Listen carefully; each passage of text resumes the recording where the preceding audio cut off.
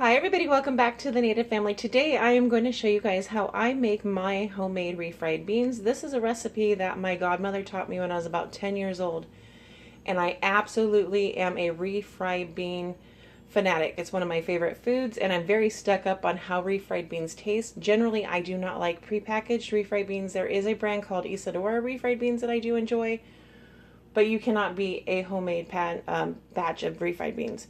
So I'm going to show you the ingredients that you need to make this, and then I will show you how I put it together. This is the simple, easiest refried bean recipe you will ever find, I'm telling you. If you do not have an Instapot, you can make this on the stove.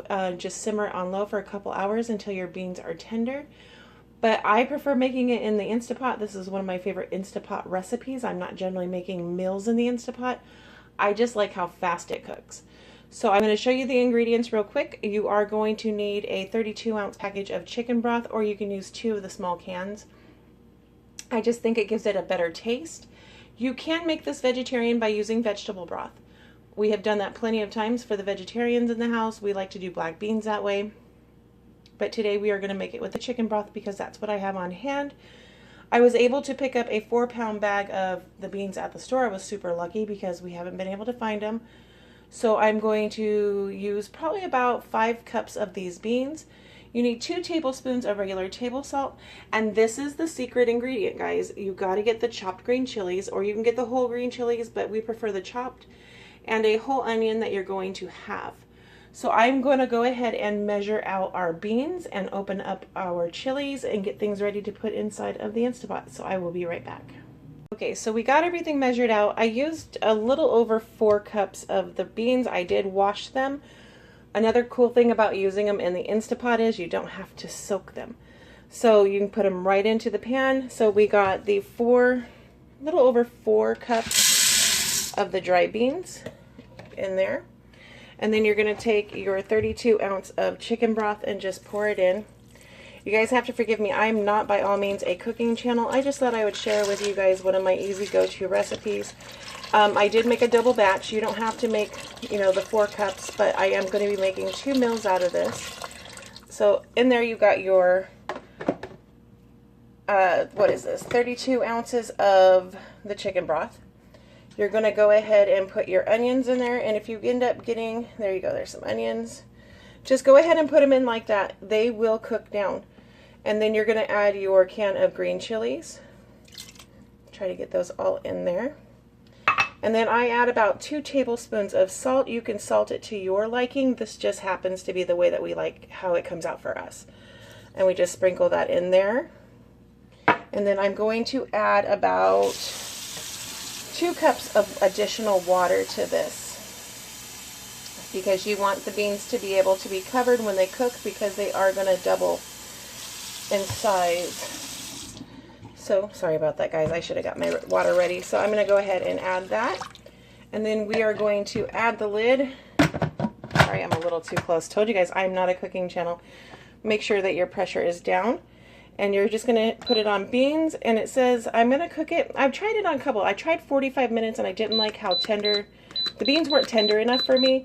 So we're going to go ahead and do it for a full 60 minutes. And on the 60 minutes, you're going to let it do a natural release. And I feel like this gives you the right texture. So I'm going to go ahead and let these cook for the next 60 minutes. We are going to have tostadas for dinner tonight. And then tomorrow we are going to make beef and bean and cheese burritos for lunches for the week. So I will see you in about 60 minutes so we can show you the second step of our homemade refried beans.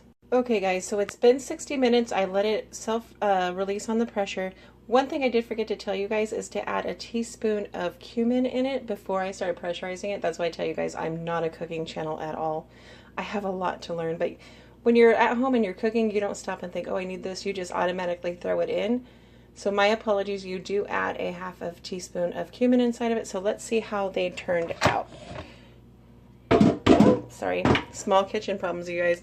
So this is what it looks like. You can easily eat them just like this if you see that the onion has cooked into the beans, and so have the green chilies. But they are good just like this. But what we're going to do is we're going to refry them, because like I told you, I'm going to make a couple meals out of this. We are going to make tostadas tonight. You can do just bean tostadas, with beef and bean. I'm going to do beef and bean burritos. and it also is really good with breakfast burritos. So let's go ahead and get over to the stove and show you how to refry these. Okay, so in a large frying pan, I have about 2 tablespoons of olive oil already heated up, and I measured out 2 cups of the refried, or the beans right now. We're about to refry them.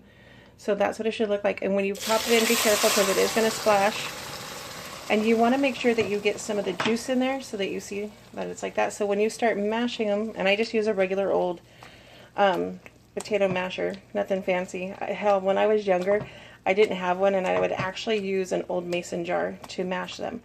So you want them to come out to a creamy consistency, and you just go ahead and mash them until they are all ready. But like I said, this is one of my favorite refried bean recipes. We do have another bean recipe that we're going to be doing, which is a seasoned pinto bean, and that ought to be a good one too. But like I said, this makes your meal stretch. It's a good source of, like, how do you say, a good source of protein, all that good stuff. So I'm going to go ahead and get these finished mashing up, and I will show you what they look like when they're done. Okay, so this is what they look like once you have them mashed. I tend to like my beans to have a little bit more texture to them. You can use an immersion blender to blend them to where they're more creamier and smoother, but like I said, they're really good this way. They have a lot of flavor. This is where you want to taste them to see if you need to add any more salt, but most of the time I do not add more salt to it. They're usually pretty perfect as soon as they get out.